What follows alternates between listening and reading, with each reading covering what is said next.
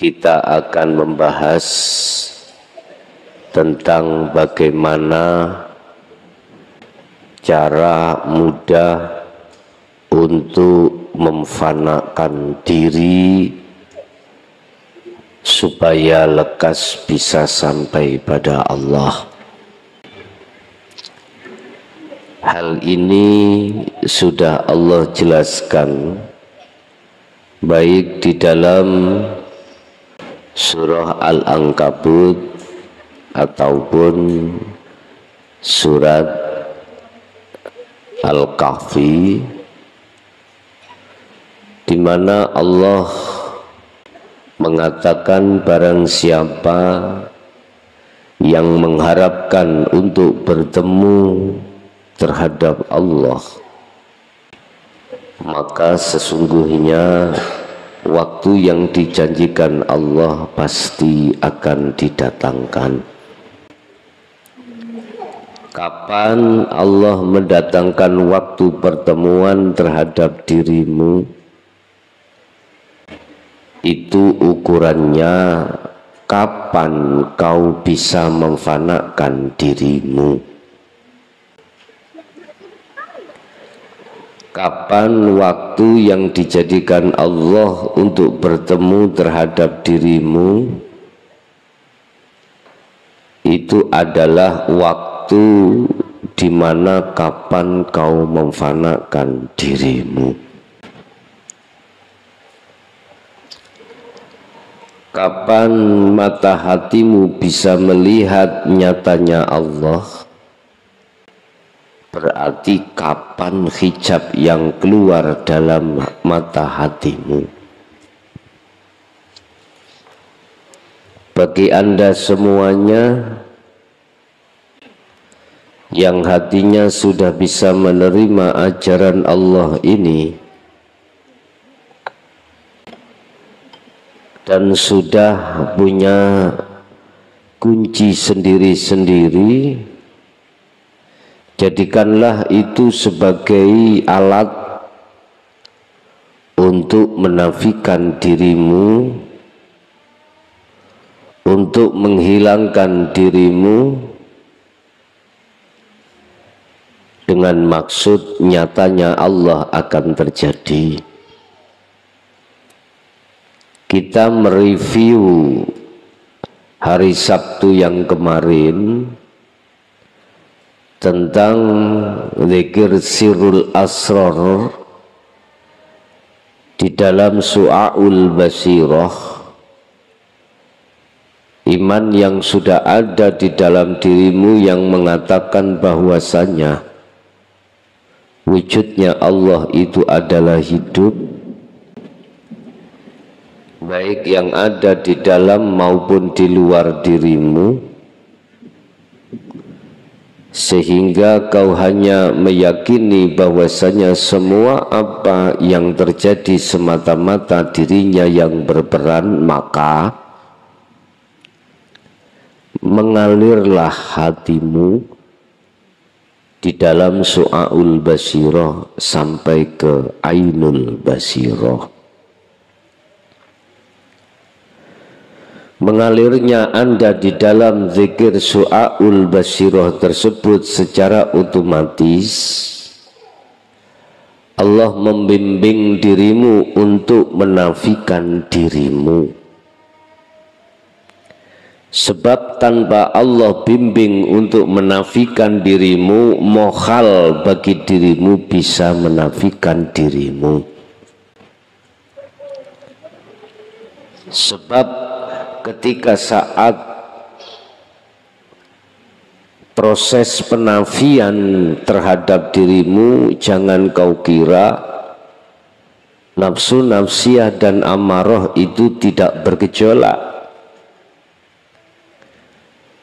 Wa yasudduna an sabilillah, mereka selalu menghalangi hatimu untuk melakukan takhalli supaya tidak bisa sampai tajalli Allah. Itu sudah pasti, Bapak. Makanya hal ini Allah tekankan lewat surat An-Nas, alladzina hum yuwaswisu fi sudurin nas. Di situ Allah katakan nafsu itu membisikkan di dalam dadamu lewat minal jinnati wan nas, lewat jin dan manusia. Nafsu membisikkan kita, ruhaniyah kita lewat jin dan manusia. Mana yang disebut jin dan mana yang disebut manusia? Yang disebut jin adalah sesuatu yang tak tampak secara lahiriah. Itulah korin terhadap dirimu. Di situ memberikan satu bisikan terhadap hatimu lewat akal,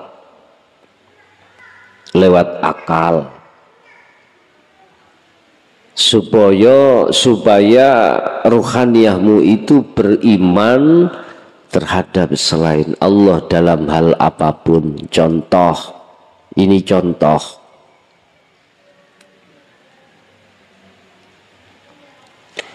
Allah menetapkan pada malam hari ini di pondok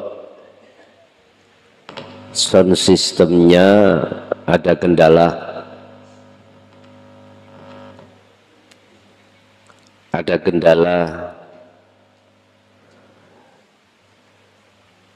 Di dalam dirimu ada satu bisikan balik nang awal mailo. Ada kendala bagaimana ruhaniyahmu itu tidak melihat Allahnya. Entah melihat mixernya, entah melihat aksesorisnya, entah melihat powernya, entah melihat speakernya, entah melihat voltasenya.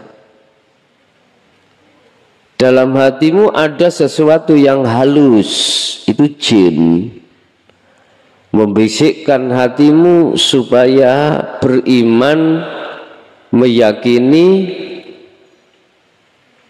adanya ahwal sikon seperti ini dikarenakan gara-gara salah satu di antara makhluk tadi. Iki jin.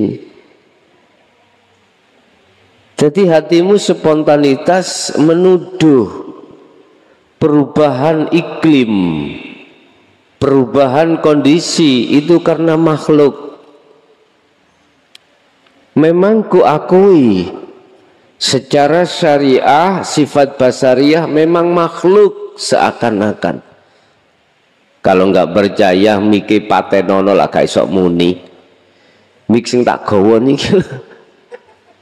Ya. Jadi kecumi sing ono kono ngomong apa? Bicara apa itu kecumi? Subhanallah. Sekarang minan nas, nafsu membisikkan hati kita minan nas, dari unsur manusia. Jarine sing ngerti sound system, tak kandhani ya. Potensomu luwih ganti.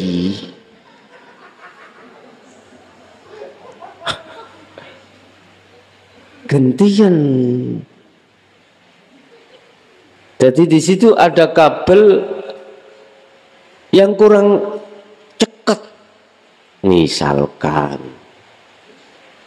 dilihat dari segi syariat, kacamata syariah, basyariah, memang Pak, minan nas, dari manusia.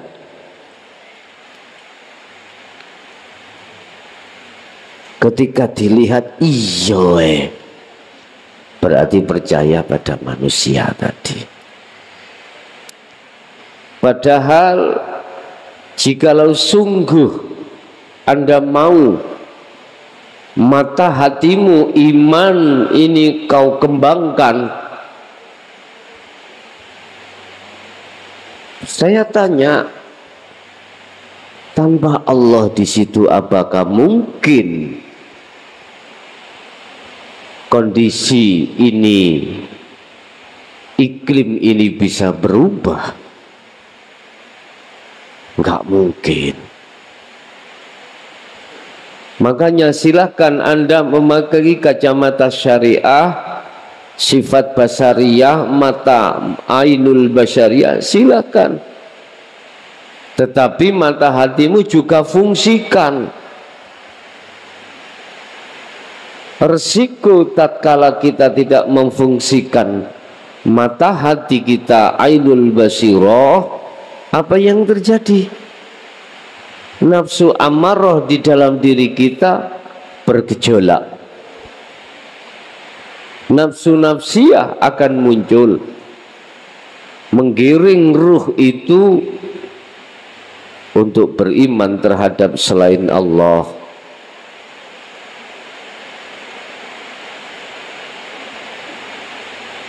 Pergantian cuaca, pergantian iklim, pergantian kondisi sikon, yang tadinya tidak hujan sekarang hujan.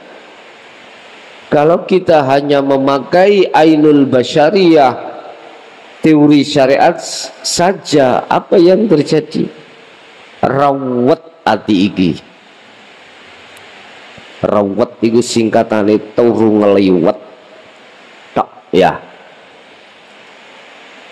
Sumpeklah, guncang khawatirlah, dan begitu seterusnya. Yang di dalam gedung grebeken salone sing jero wis gak mau nih, hik sange kono udan tik gemrojok. Ibu sing anak gedung bisa dengar, bisa jelas? Enggak bisa ya? Baik gak jelas mriki Bu, mboten napa-napa. Yes. La haula wala quwata illa billah. Tidak ada kondisi situasi perubahan ini atau kekuatan ini datangnya hanya dari Allah. Mengapa banyak manusia yang tidak hatinya tembus terhadap keallahannya? Karena belum bisa menafikan makhluknya di dalam hati. Hanya itu. Ruhaniyah kita tidak bisa koneksi, tidak langsung bisa klik makrifat Allah.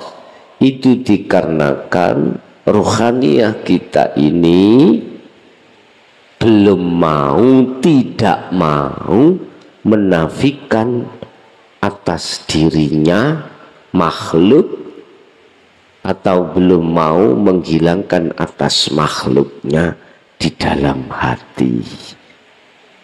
Ini persoalannya. Lama saya kok nggak bisa klik-klik di makrifat Allah, itu bagaimana?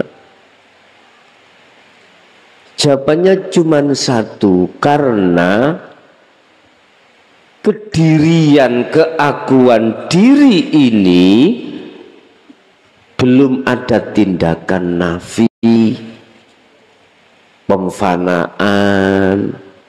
Contoh mau loh, mengapa kita nggak bisa klik ke Allahnya? Karena ruhaniyah mata hati kita melihat makhluk.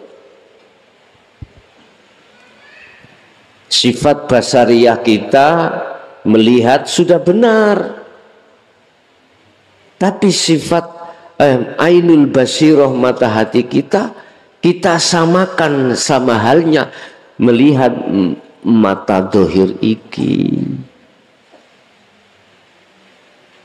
Akhirnya gak sinkron, Pak. Gak sinkron. Satu dituntut oleh Allah, ruhaniyah kita itu pada Allah. Satu nafsu menuntut kita, ruhaniyah untuk terhadap selain Allah. Tarik-tarian terus tiap saat dan waktu, narik menarik.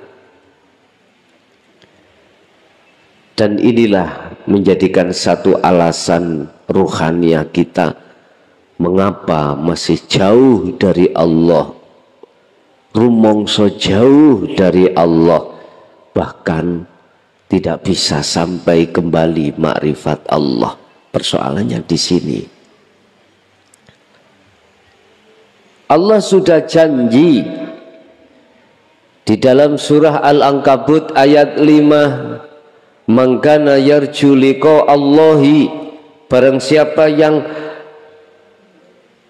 hatinya, ruhaniyahnya itu mengharapkan untuk bertemu terhadap Allah, seperti Anda yang sudah menerima hatinya tentang dinul haq ini, pasti ingin bertemu Allah. Direwangi teko Jawa Tengah rene, ninggalno anak bojo, meninggalkan keluarga, meninggalkan kegiatan dengan masyarakat. Perlunya apa? Hanya satu, lekas hati istiqomah bertemu Allah.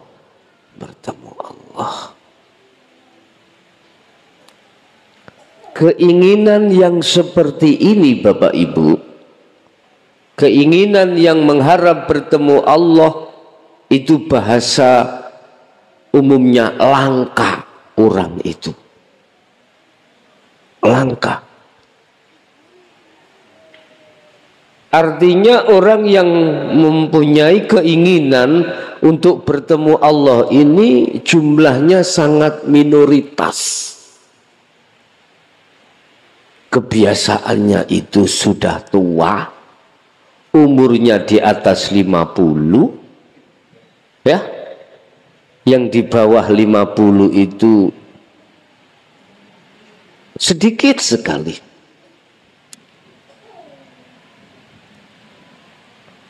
Bahkan masih banyak juga di antara manusia itu umurnya di atas 60 itu masih sibuk, hatinya condong terhadap kesenangan dunia. Tidak sedikit juga, enggak sedikit. Karena Allah sudah mengatakan dalam Al-Quran, wa aksaruhum la yu'minun.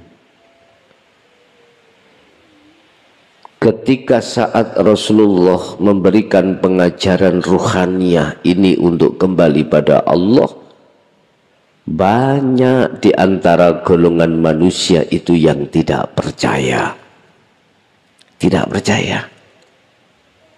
Berarti sedikit yang percaya. Sedikit yang percaya.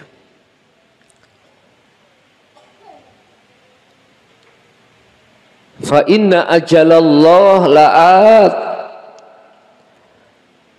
Barang siapa yang mengharapkan ingin bertemu Allah, ini kabar baik terhadap kita. Yang beriman, ini kabar yang menggembirakan. Fa inna ajalallah la'at. Allah sudah mempersiapkan waktu, momen yang mesti terjadi pertemuan ini. Anda jangan putus asa walaupun ada yang berpuluh-puluh tahun belum sampai bertemu. Dan atau Anda yang sedang melaksanakan kholwat 40 hari Jangan pernah hatimu itu berputus asa. Ingat, Allah sudah berjanji,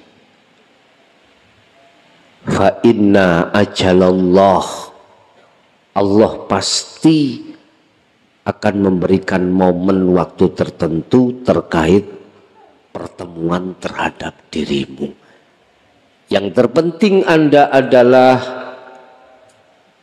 berupaya terus hati itu untuk berzikir sirul asror. Sebab di dalamnya ada su'aul basiroh itu untuk melepaskan, menafikan keakuanmu yang berzikir, menafikan keakuanmu yang sholat, menafikan keakuanmu yang segala-galanya. Kalau ini sudah terlaksana, secara otomatis muncullah keakuan Allah Subhanahu wa ta'ala di dalam dirimu. Berkenaan dengan hal pelepasan diri keakuan makhluk dalam dirimu yang disebut tahalli menuju tajalli Bapak Ibu, maka izinkanlah kami pada malam hari ini akan membahas tentang kronologi bagaimana cerita sesungguhnya Rasulullah berisra dan Rasulullah bermi'raj. Sesuai dengan surah Al-Isra ayat 1, di situ ada dua perjalanan. Pertama perjalanan Isra, yaitu perjalanan beliau dari Masjidil Haram ke Masjidil Aqsa, dari masjid ke masjid. Itulah hukum syariat.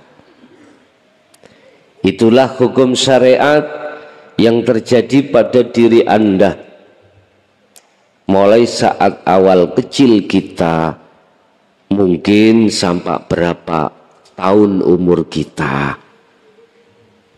teguh, tekun, patuh di dalam hukum syariah atau hukum dohiriyah, itu adalah laksana Anda melakukan Isra. Sedangkan mi'rajna adalah perjalanan beliau dari Masjidil Aqsa ke Sidratul Muntaha, dan ini wajib dilakukan setiap diri manusia yang maksudnya untuk kembali kepada Allah. Bahasa kita bukan mi'raj Bapak Ibu, bahasa kita adalah suluk, si salib melakukan suluk supaya wusul bertemu Allah. Jangan kita di luar mengatakan saya tak mi'raj dulu. Jangan, nanti padahal sama dengan suluk, sama dengan kholwat, sama dengan uzlah, meditasi, topo, sama. Pengertiannya itu sama. Apa pengertiannya? Yakfur bittaghuti wa yu'min billah. Meninggalkan semua apa yang berkenaan dengan nafsu, sementara kembali memenuhi panggilan Allah. Inilah sesungguhnya yang dimaksud suluk itu. Ruhaniyah, tinggalkan selain Allah dalam rangka untuk menuju dan bertemu atas panggilan Allah. Ini sesungguhnya suluk itu di situ. Tetapi tidak sedikit di antara manusia ketika suluk itu masih saja ruhaniyahnya itu mengagung-agungkan selain Allah.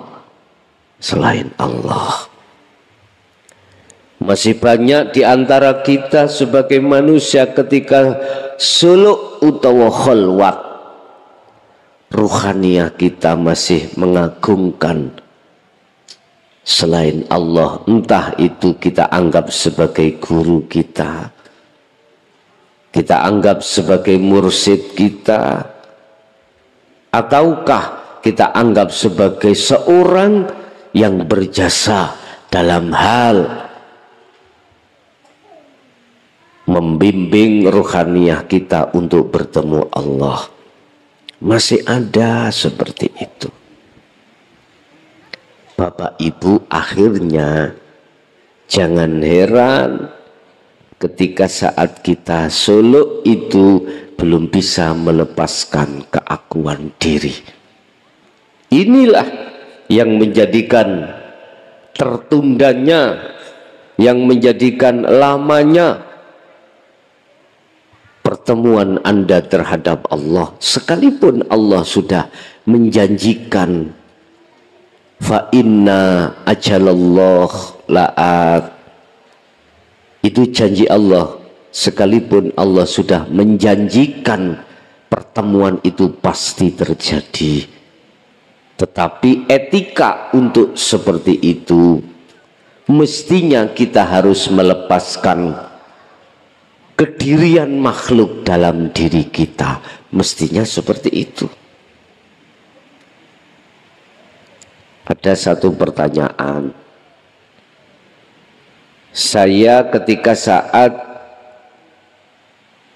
di thariqah A, di situ saya dipesankan oleh guru saya ketika robitoh itu harus terhadap guru makhluk, dengan alasan katanya kau tidak akan bisa sampai pada Allah manakala tidak melewati aku.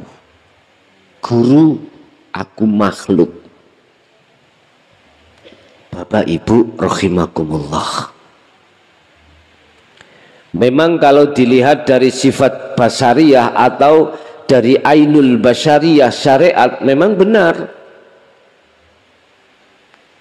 Jikalau tidak ada fatwa atau wejangan dari guru-guru akhirat kita, pasti kita tidak akan pernah mengerti. Memang miturut ainul basyariyah seperti itu, sehingga seakan-akan makhluk itu, guru-guru akhirat kita itu, makhluk itu, mohon maaf, seakan-akan itu bisa faktor untuk menuju dan bertemu Allah, seakan-akan. Ini pandangan ainul basyariyah kita. Memang seperti itu secara syariah, sehingga muncullah namanya robitoh terhadap guru-guru kita. Tetapi aku yakin manakala mursyidmu itu, guru-guru kita itu sudah betul-betul sampai pada puncaknya ma'rifat Allah, pasti dia akan meluruskan yang sebenarnya. Apa itu? Meluruskan sebenarnya, menjelaskan sebenarnya, seperti halnya ketika saat Rasulullah menjelaskan tentang yang sebenarnya. Mungkin bisa dibuka di dalam surat Al-Hijr ayat 94. Bagaimana Rasulullah ketika menyampaikan yang sebenarnya, walaupun dianggap tabu di tengah masyarakat. Apa itu? Ainul basirah. Lihatlah dengan mata hatimu yang disebut iman, apakah benar selain Allah itu bisa menolongmu? Tidak benar, Bapak Ibu. Apakah benar selain Allah itu bisa memberikan petunjuk terhadap dirimu? Tidak benar. kalau kita memakai ainul basirah. Lesan saya tidak akan pernah bisa bergetar, tidak akan pernah bisa bunyi muncul sifat kalam tatkala di situ Allahnya tidak ada. Sehingga dalam hal ini manusia ada dua kelompok. Kelompok pertama memakai mata zahir melihatnya, kelompok kedua mata batin untuk melihatnya. Kelompok kedua inilah Bapak Ibu yang dimaksud Rasulullah sebagai aulia illah, para kekasih Allah. Dengan mata hatinya dia melihat, dengan imannya dia melihat bahwasanya semua itu yang berperan hanyalah hidup, itulah Allah Subhanahu wa ta'ala. Kuatkan imanmu yang sudah di su'aul basirah untuk kesampai ainul basirah. Sebab kalau sudah terbuka pintu ainul basirah, secara otomatis hakul basirah dan fana'u dzikri akan terjadi dalam dirimu. Cukup Anda itu berdiam diri dan hatimu beriman, mengimani hidup itu yang segala-galanya. Ini cara mudah untuk menafikan keakuan dirimu atau keakuan makhluk dalam dirimu. Bapak Ibu, Mi'raj adalah perjalanan Rasulullah dari Masjidil Aqsa ke Sidratul Muntaha. Itulah proses awal pertama Anda melakukan zikir sirul asrar. Saya ulangi, mi'rajmu adalah itulah pertama mulai Anda hatimu mengamalkan, mempraktekkan zikir sirul asrar pertama di su'aul basirah ini. Dialah hidup yang memperjalankan hambanya di tengah malam. Subhana maha suci sopo alladzi, hidup, nama Allah tidak ada di situ. Ini khusus Mi'raj, nama Allah sudah tidak ada. Di dalam surah Al-Isra itu ditulis alladzi, kita artikan sebagai zat. Kita terjemahkan Indonesia adalah hidup. Kita ketahui hidup di dalam surah Al-Hadid ayat 3, ternyata hidup itu baik di luar maupun di dalam, di depan, di belakang, di kiri, kanan, atas, bawah, awal dan akhir. Dialah hidup yang maha suci, yang memperjalankan ruhaniyahmu ketika saat berkhalwat meninggalkan kesenangan dunia, setelah itu bertemu terhadap Allah. Oleh karenanya sangatlah tidak elok kalau dirimu mengaku-ngaku kalau dirimu itu bisa berjalan sendiri. Gak elok.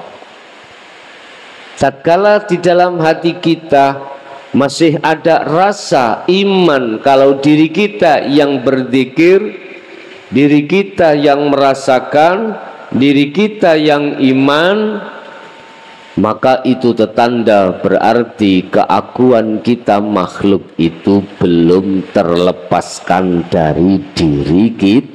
diri kita. Terus bagaimana langkahnya kita ketika suluk, ketika kita khalwat uzlah? Oke lah Pak, saya tidak melarang, saya tidak benci. Tatkala masih muncul di dalam hatimu atas keakuanmu, silahkan. Karena itu proses pada diri kita masing-masing. Cuman saja tolong fungsikan daripada su'aul basirah iki, fungsikan yang namanya takhalli iku, fungsikan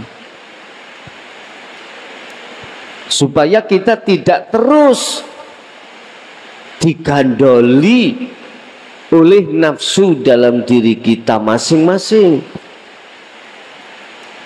Walaupun nafsu itu punya itikat tidak pernah berputus asa dalam rangka wa yasudduna an sabilillah, selalu menghalang-halangi, selalu menggandoli kita, ruhaniyah kita untuk lepas darinya dan menuju pada Allah. Tetapi sayukjanya miturut petunjuk yang sudah diberikan oleh Allah, terus lakukan hal itu, fungsi daripada su'aul basirah itu. Itu semuanya diukur sesuai dengan kemampuan diri kita masing-masing. Itulah yang kumaksud mengalirlah seperti apa air itu mengalir. Satu sisi etika kita tetap untuk meniadakan selain daripada Allah. Begitu juga Rasulullah ketika saat Mi'raj, mata dhahiriyah, ainul basyariyah itu difungsikan, akhirnya muncullah namanya buraq, muncullah namanya para malaikat yang mengendalikan buraq tersebut. Tetapi beliau ainul basirahnya sebelum Mi'raj itu sudah disucikan oleh Allah, dibelahlah dadanya Muhammad lewat malaikatul muqarrabin, disucikan dengan air zam-zam pada saat itu, ya, supaya ainul basirah itu melihat Allah. Ainul basyariyah melihat makhluk, ainul basirah melihat Allahnya yang memperjalankan. Akhirnya beliau sampailah pada tempat tujuan. Jikalau ainul basirah beliau itu tidak disucikan oleh Allah, nggak akan mungkin ada proses perjalanan Mi'raj beliau menghadap dan bertemu Allah. Sama halnya dengan kita Bapak Ibu, tatkala ainul basirah jenengan ini tidak dibukakan oleh Allah, maka enggak mungkin kita akan diperjalankan Allah melakukan suluk, melakukan khalwat dengan kunci sirul asr, enggak mungkin. Apa bentuk pensucian Allah terhadap ruhaniyah kita? Pertama, dioperasilah ruhaniyahmu dengan ajaran dinul haq ini. Inilah yang dimaksud air zam-zam. Air zam-zam itulah ma'ul hayah, air kehidupan. Itulah ilmu yang khusus membahas tentang bagaimana ruhaniyah ini bisa meninggalkan selain Allah, selanjutnya untuk mengesahkan Allah. Bapak Ibu hadirin jamaah rahimakumullah. Setelah ilmu itu kita dapatkan dari Allah langsung, selanjutnya pasti Allah memerintahkan kita untuk melakukan mi'raj, untuk melakukan khalwat. Secara otomatis ainul basirah sampean kalikulo ini terus dibimbing Allah untuk senantiasa hanya melihat, memandang, dan bersaksi terhadap hidupnya saja.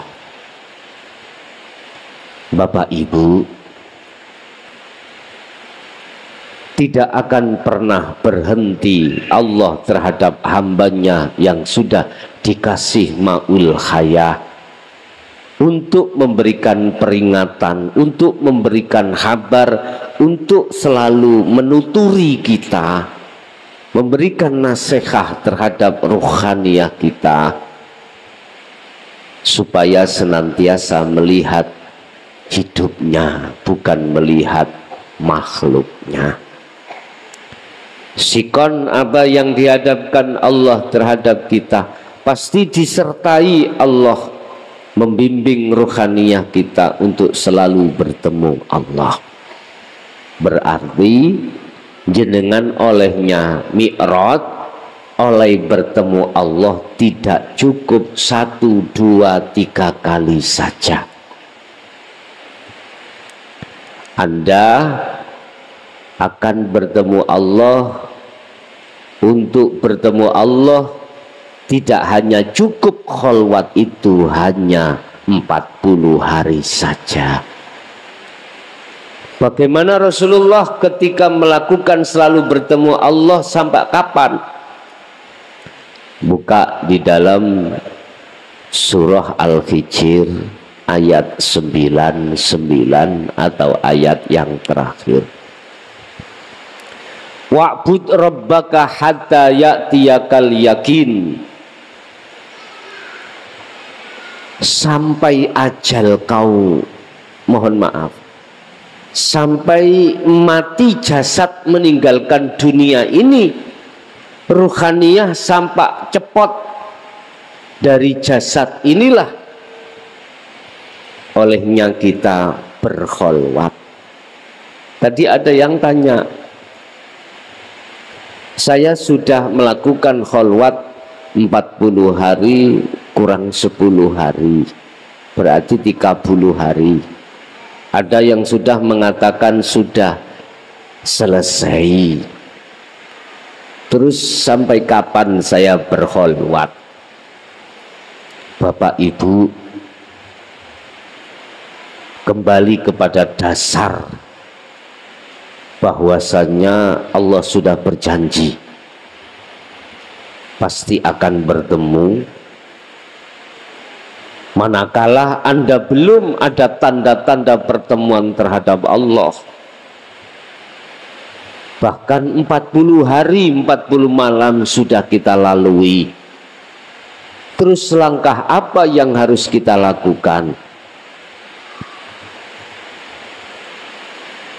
Riyadati wal adhkar. Riyadah yang ada hubungan dengan jasmani, al-adhkar zikir yang berhubungan dengan rohani, itu harus semakin kita asah, semakin kita tajamkan daripada yang 40 hari kemarin. Kalau pertanyaan sampai kapan kita melakukan kholwat, mengacu pada apa yang telah dilaksanakan oleh baginda Rasul Muhammad di dalam surah Al-Hijr ayat 99 dikatakan, wa'bud, berkholwatlah kau, menghadapkanlah kau terus Rabbaka ing pangeran ira, hatta ya'tiyaka, sampai pada hari di mana Allah datangkan al-yakin, yaitu kematian. Berarti kita sampai mati pun berkholwat. Paham Pak Bu? Bapak Ibu, kuncinya cuma satu. Bisa dengan mudah melepaskan keakuan diri kita yang menjadi hijab di dalam diri kita hanya satu. Asah terus su'aul basiroh menuju ainul basiroh. Kemarin kan sudah saya jelaskan apa su'aul basiroh di dalam dzikir Sirul Asrar itu. Cahaya iman dalam hatimu yang iman, yang mengimani bahwasanya wujudnya Allah itu adalah hidup, yang hidup itu baik di dalam maupun di luar diri Anda. Dengan hidup itulah semua apa yang terjadi di dalam diri kita atau di luar diri kita, hanya hidup itulah yang berperan. Jangan katakan selain daripada itu. Hal ini bisa Anda laksanakan kalau ainul basiroh, mata hatimu yang disebut iman itu kau asah, kau lakukan. Kalau ini sudah ada di dalam hatimu, maka asahlah terus keimanan untuk merasakan bahwasanya hidup itu yang segala-galanya di aktivitas apapun, sak mampu Anda, sebisa Anda, sak kuate hatimu, menempatkan kesadaran hati bahwasanya yang berperan cuman Allah, cuman hidup. Asah terus itu. Makanya kalau tanya bagaimana kami bisanya sholat dengan khusyuk, asah Sirul Asrar di dalam waktu kau sholat. Jangan kau lepas Sirul Asrar di su'aul basiroh. Di setiap gerakan Anda itu, mulai takbiratul ihram sampai salam, Sirul Asrar jangan pernah kau lepas. Urusan nanti akan mempengaruhi gerakan sholat, bacaan sholat, pikiran buri. Paham pikiran buri? Udah, jangan kau pikir. Jangan kau pikir. Apakah nantinya sholat subuh Anda menjadi 10 rakaat? Jangan kau pikir. Apakah nantinya kau ketika habis rukuk iku mestinya aturan syariat kudu i'tidal berdiri, kok yo nyelonong langsung sujud? Jangan kau pikir. Jangan kau pikir. Terus ikuti akalmu di dalam arusnya Allah. Yang terpenting jangan kau lepaskan su'aul basiroh ke ainul basiroh. Ini yang terpenting.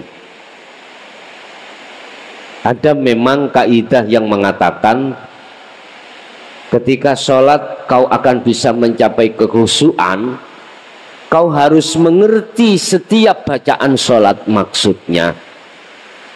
Mulai Fatihah, Bismillahirrahmanirrahim, kau hayati, kau renungkan, dan lain sebagainya. Sampai bacaan sholat itu kau harus mengerti. Mohon maaf, saya tidak ngendoni, saya tidak menyalahkan. Berpuluh-puluh tahun itu kami laksanakan tanpa Sirul Asrar. Jujur mawon saya katakan, tidak akan pernah bisa. Gupuh ambek bacaane, gupuh ambek maknane, ribut kami dengan macam-macam. Sehingga nanti kalau tidak fasih, batal iki rek. batal. Sementara jasmaniku ngempet ngentut. Loh iya, gimana ini? Pusing Pak.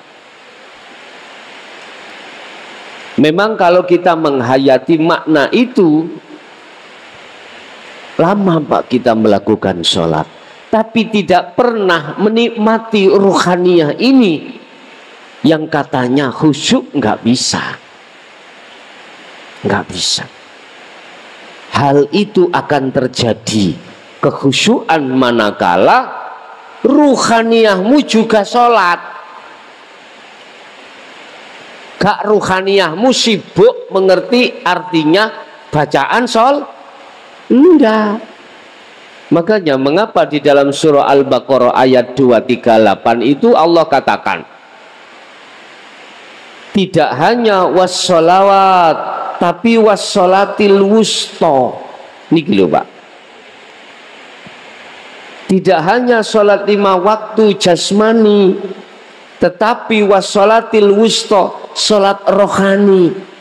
Ini Pak. Kalau ini tidak didatangkan wassolatil wusta, nggak mungkin qanitin ay khasyi'in, khusyuk itu nggak mungkin datang. Sehingga ruhaniyah saya selalu terkhitobi alladzina hum an sholatihim sahun, lalai terus nang Allah. Artinya dalam hatiku tetap aku mengakui kalau aku yang sholat, aku yang bisa baca, aku yang bisa. Nah, aku ini loh Pak, yang menjadikan ruhaniyah kita itu tidak bisa khusyuk pada Allah, tidak bisa bertemu Allah. Nggak mau. Allah itu kau temui manakala ruhaniyah itu masih membawa telek, masih membawa perkara selain Allah. Nggak gelem Pak. Hidup tidak akan pernah bisa dan mau kita temui manakala di dalam diri kita ruhani ini masih ada perkara selain Allah. Makanya ajaran sholat daim, ajaran sholat wusta itu mempelajarkan supaya untuk melepaskan keakuan hamba. Lepasen. Dengan beginilah Pak, kita bisa sampai pada yang dimaksud, bertemu pada Allah. Entah kapan ini momennya, pagi, siang, sore, malam, udah urusan Allah. Itu tiap hari Pak, tiap hari. Entah ketika Anda bekerja, bertemunya hanya berapa detik, berapa menit. Entah Anda dikala waktu sendiri, entah dikala momen Anda itu bagaimana. Yang jelas tandanya itu adalah dalam dirimu sudah tertanam bahwasanya keimanan hanya hidup itu yang segala-galanya. Itu berarti tanda Anda sudah momen bertemu Allah. Terus bagaimana ketika sejarah Rasulullah, ketika sebelum bertemu Allah, bertemu siapa saja? Allah mempertemukan hambanya Muhammad itu berbagai macam makhluk, bisa terjadi para malaikat, bisa terjadi pada iblis, jin, sing mendo-mendo makhluk, bisa terjadi bertemu makhluk surga dan neraka, bisa bertemu makhluk para kekasih Allah, yang kesemuanya itu hanyalah skenario Allah terhadap diri Muhammad untuk supaya tidak berhenti di situ. Sebab itulah alam kasyaf, Pak, ya, alam mukasyafah, alam di mana ruhaniyah sampean iku ditemukan Allah terhadap makhluk ghaibiyah, iku alam kasyaf. Entah urusannya dengan siapapun terserah, yang jelas seperti itu. Tapi ketahuilah bahwasanya itu adalah bonus Allah terhadap Anda, bukan tujuan asal, bukan makhluk syahid, bukan tujuan inti. Tujuan inti adalah liqa, bertemu Allah, bukan bertemu selain Allah. Oleh sebab itu, manakala Anda ketika sudah berkholwat, bertemu kanjeng Nabi, bertemu para rasul, bertemu para nabi malaikat, tolong jangan bangga dulu. Perjalananmu masih jauh, perjalananmu belum sampai. Kadang-kadang kita ditemui oleh seseorang yang gawanteng, jubahan putih, ya, ambune wangi, salaman ambek jenengan, jenengan nggak tahu kalau iku iblis, nggak tahu. Kita akan terjebak dalam hal ini. Dia ngaku-ngaku si Mbah Sopolah, Mbah Bolong, Mbah Buntu, Mbah Sopolah.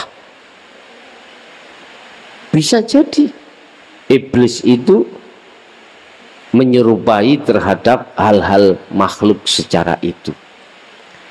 Terus bagaimana caranya kami supaya tidak terjebak di dalam situ? Kembali lagi pada sistem fungsi daripada su'aul basirah, sirul asraf. Lihatlah Allahnya, lihatlah hidupnya.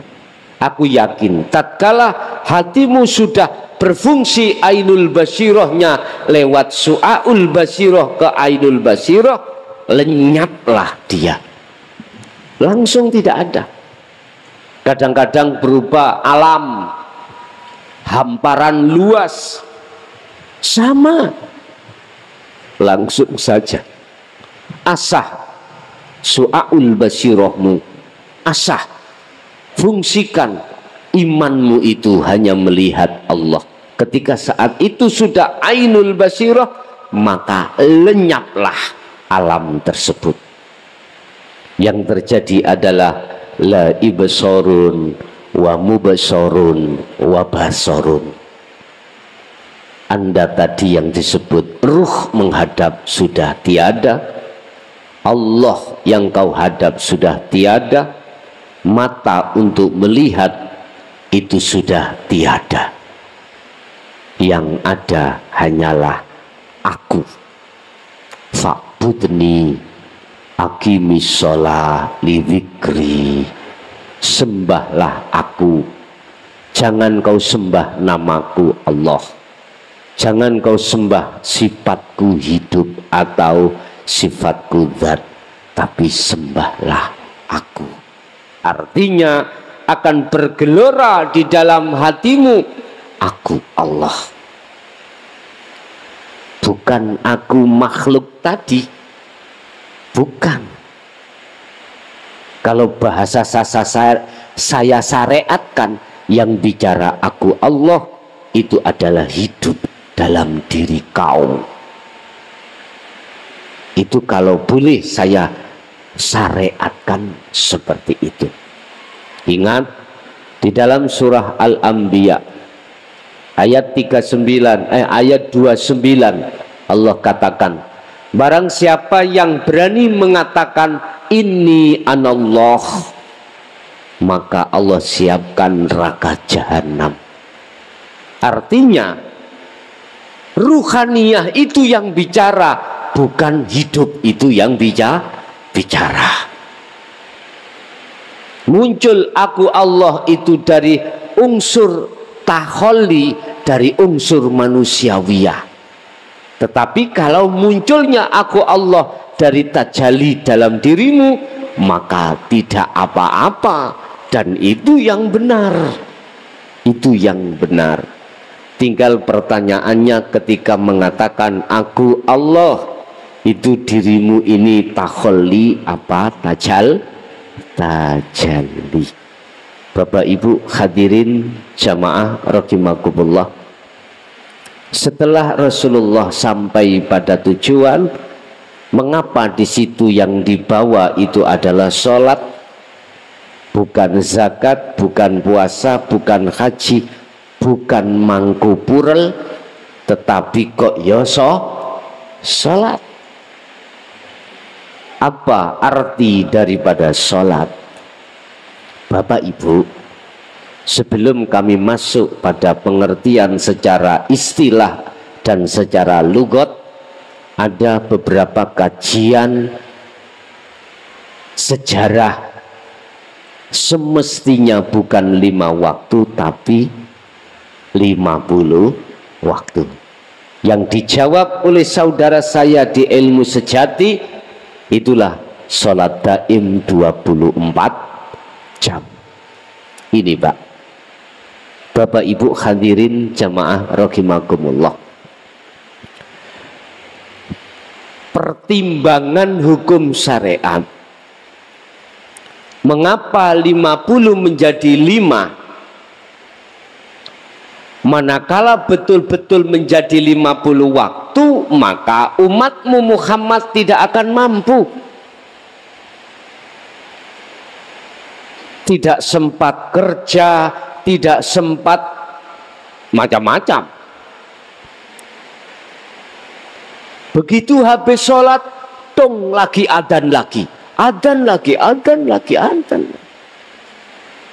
Akhirnya jadilah 5 waktu. Itu pandangan syariat, yang dimaksud adalah sholat jungkar-jungkir gitu toh Pak. Yang dimaksud secara syariat adalah berdiri, rukuk, sujud, duduk, diawali salam, diawali takbir, diakhiri salam. Itu jasmani.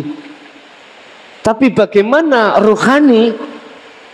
Tidak pernah dikurangi sama sekali. 50 waktu pas 24 jam. Artinya kita secara fisik, kita itu Allah menghadapkan kita itu berbagai macam aktivitas jasmani Pak. Di samping aktivitas jasmani sholat 5 waktu, di luar itu pasti ada. Kita makan, kita minum, kita kerja, kita apapun. Di dalam Al-Quranul Karim diringkes kabeh iku terjadi menjadi 50 aktivitas. Gunakan semua itu menjadi sesembahamu hanya pada Allah. Ini hanya bisa dilakukan bagi mereka yang sudah mengenal wassalatil wusta, sholatnya ruhaniyah. Makanya dulu kami sampaikan, orang yang sudah mengerti sholat ruhaniyah, beliau itu tidak hanya sholatnya di dalam sholat 5 waktu saja, tetapi juga di dalam seluruh aktivitas sholat 5 waktu. Ibu nang pawon goreng ndok, habis goreng ndok nyambel piro wis jumlahi, mari nyambel kepedesen. Udah, kalau dihitung total jenderal jangkep 50 waktu. Kadang-kadang yang kita sholat 5 waktu saja belum wassolatil wusta, 5 waktu saja sewumbungin nawaman. Apa? Menuduh orang jelek, koyok-koyok api dewe. Padahal belum tentu kita itu baik di mata Allah, belum tentu. Kita sudah baik di mata manusia dengan selalu menjalankan sholat 5 waktu. Tetapi tidak kita koreksi ruhaniyah kita bagaimana. Oleh sebab itu jangan suudzon dulu terhadap orang lain yang kelihatan orang lain itu jasmaniyahnya belum sholat. Jangan. Kita tidak tahu kalau beliau itu ruhaniyahnya selalu sholat. Kita nggak tahu. Makanya Syekh Ibnu Athaillah memberikan solusi, jangan sering-sering terjebak kita ngoreksi orang lain sebelum kita mengoreksi diri sendiri. Sibukkanlah kita untuk mengoreksi diri sendiri. Sudahkah ruhaniyah ini betul-betul menghadap terhadap Allah, ataukah malah sebaliknya? Bapak Ibu, berarti sholat secara ruhaniyah itu tidak diawali dengan takbir, tidak dipungkasi dengan salam. Apa? Ani'budullaha wajtanibut taghut. Inilah sholatnya ruhaniyah.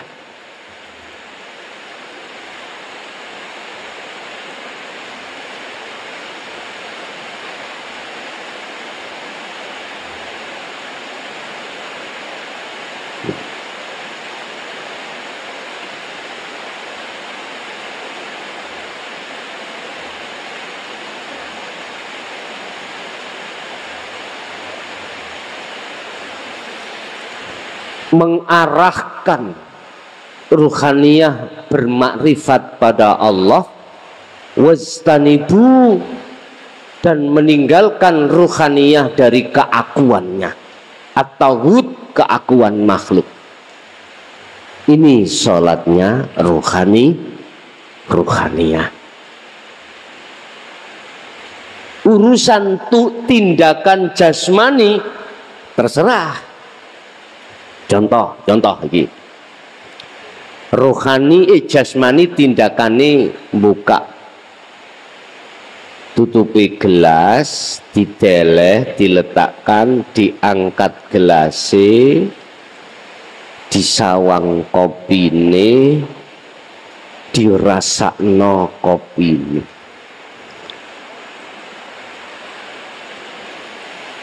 Iki tindakan jasmani. Pertanyaannya, ruhaniyah tadi yang dimaksud sholatnya bagaimana? Ani'budullaha. Pertama ini, arahkan ruhaniyahmu terhadap hidup di situ. Yang tadinya mengangkat tutup, tanpa hidup nggak akan mungkin terjadi.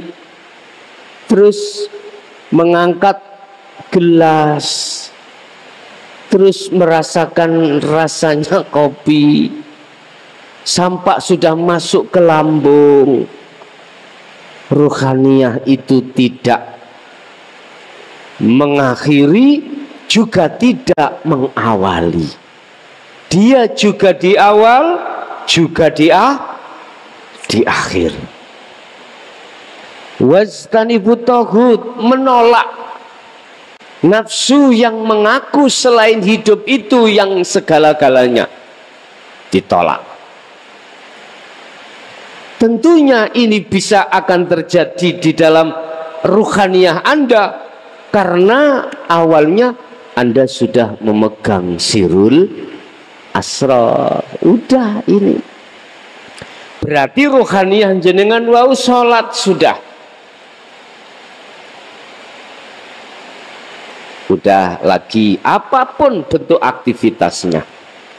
Sehingga saya katakan sholatnya ruhaniyah itu tidak hanya di dalam ketika jasmani melakukan sholat secara syariat saja, tetapi aktivitas yang berlaku pada jasmani ruhaniyah itu juga melakukan sholat.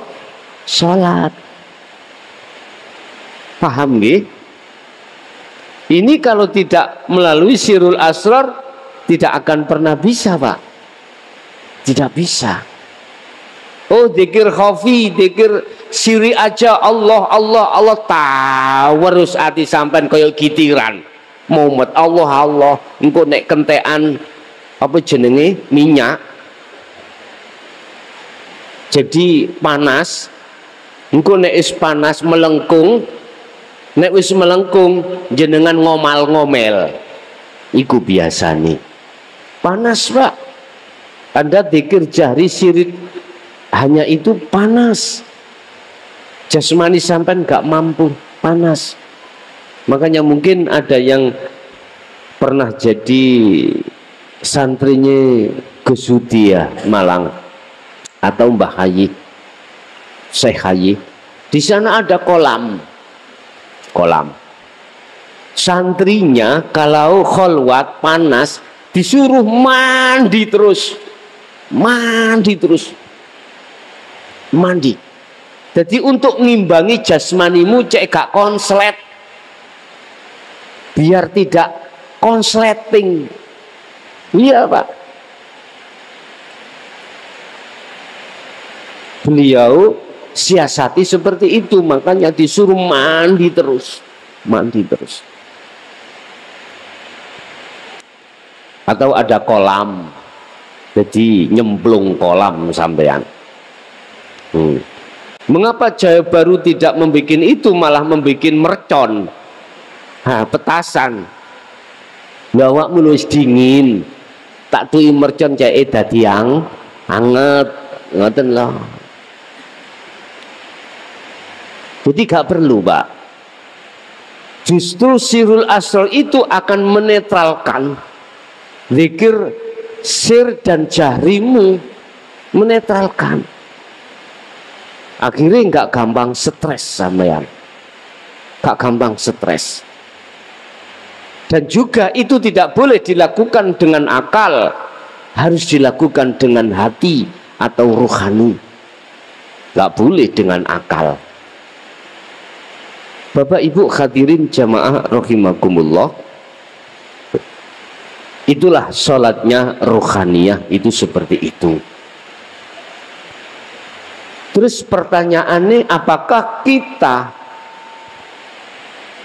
sudah mengerti bagaimana caranya sholat rohaniyah? Apakah sholat secara syariah harus kita tinggalkan? Ini pertanyaan.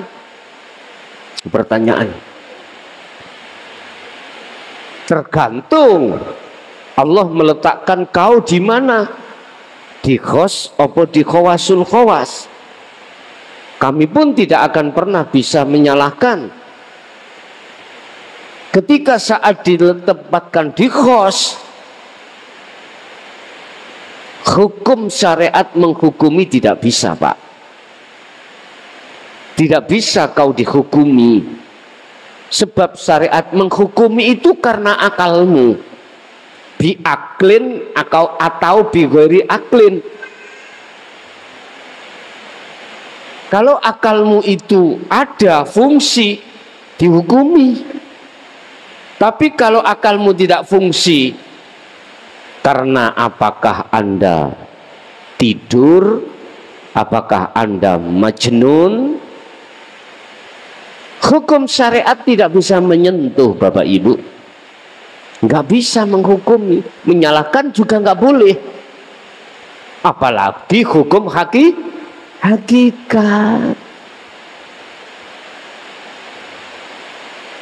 Bapak Ibu hadirin, seseorang yang sampai pada mahligai Allah itu terserah Allah menariknya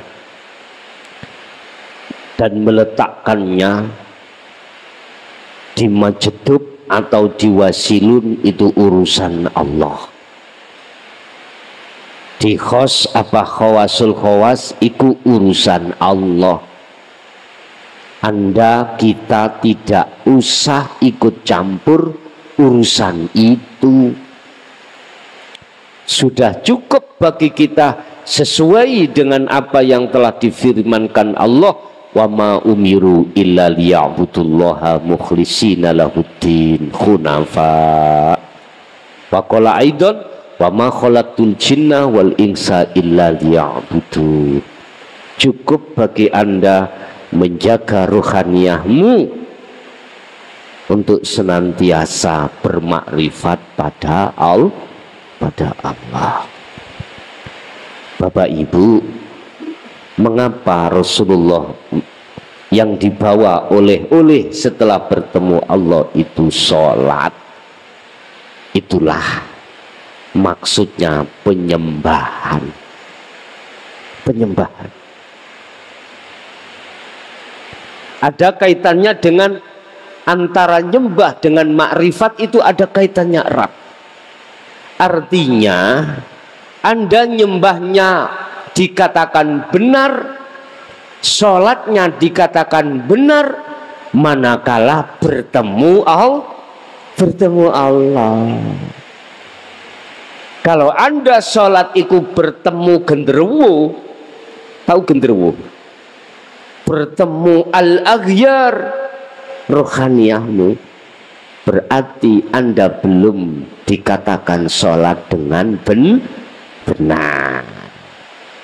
Ini makanya walaupun di luar tidak pernah dibahas tentang hakikatnya sholat yang Rasulullah dapatkan itu, jenengan kudu mikir apa ya hubungane sholat ambek nyembah. Mengapa ya Rasulullah setelah mi'raj iku oleh-oleh yang didapatkan iku kok sholat, kok gak mangku gitu, kok gak zakat, kok gak poso, kok gak haji, kok ya sholat. Sekarang tak buka, itu ada kaitannya antara fa'budu, ya, ani'budullah ini Pak.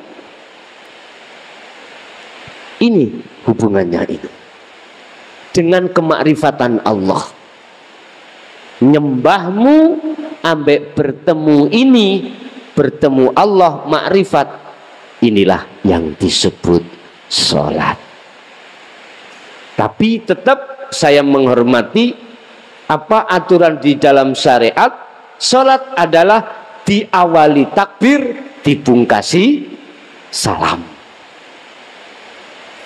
Kalau secara lughat, as-sholatu ay ad-du'a, sholat adalah memohon. Makanya di dalam doa di dalam sholat bacaannya itu kebanyakan doa minta. Doa itu kan minta toh Pak, minta. Lebih baik mana tangan di atas dengan tangan di bawah? Halo, mesti lebih baik tangan di atas. Berarti kita adalah peminta, minta. Nggak gitu tuh ya. Terus mintamu jangan sampai mempunyai arti kalau Allah tidak diminta nggak dikasih. Jangan gitu. Gini aja kalau tidak pinta gak dikasih Allah. Sebab kalau Anda punya pengertian tersebut, secara nggak langsung menuduh Allah itu adalah meleki. Apa meleki? Bahasa Indonesianya pelit. Berarti Allah itu pelit. Bapak Ibu, tidak ada hubungan Allah memberi dengan penjaluanmu, itu gak ada hubungannya sama sekali. Allah memberikan sesuatu terhadap kita, bagi Allah gak ada hubungannya dengan minta kita, gak ada hubungannya sama sekali. Jikalau sesuatu yang sudah ditetapkan oleh Allah akan diberikan, kok yo kita minta, berarti tetanda ruhaniyah kita buta. Sudah ditetapkan Allah perkara itu terhadap kita, mengapa harus kita minta? Kalau kita minta, bahkan terus kita minta, menandakan ruhaniyah kita adalah buta. Bapak Ibu hadirin rahimakumullah, sekalipun secara hakikat yang dimaksud sholat adalah pertemuannya ruh terhadap Allah, liqa di setiap aktivitas apapun, kata Rasulullah, if'alu as-sari'ata bil haqiqati ila ma'rifatillah. Wa qala aidan sallu kama ra'aitumuni usolli. Udahlah, jalankan hukum apa yang ada di dunia ini, larangan dan perintah. Larangan mana tinggalkan, perintah mana jalankan. Tetapi ruhaniyahmu itu harus menjadikan syariat menjadi hakikat untuk bisa sampai makrifat pada Allah. Ini kalau disejajarkan Bapak Ibu, kalau kita sinkronkan, caranya begini. Ketika apa jasmani berlaku apapun, ruhaniyahmu jangan kok yo ngaku dirimu yang melakukan, tetapi tetapkanlah, yakinkanlah, rasakanlah, imankanlah bahwasanya yang melakukan itu hidup pada dirimu. Siapakah hidup? Adalah Allah Subhanahu wa ta'ala. Makanya benar, kalau seperti ini imanmu, maka inilah syariatmu sudah menjadi hakikat menuju makrifat. Dan atau jasmanimu ada di dunia, tapi ruhaniamu sudah di akhirat.